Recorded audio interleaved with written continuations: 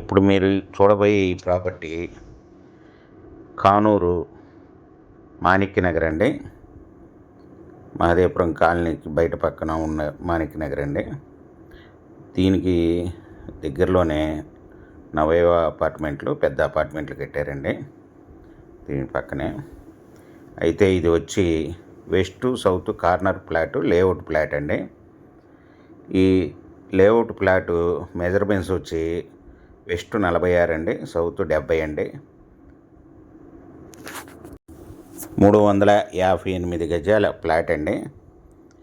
ఇది 1 square yard వచ్చి 60,000 చెప్తున్నారండి, 60,000 నెగోషియబుల్.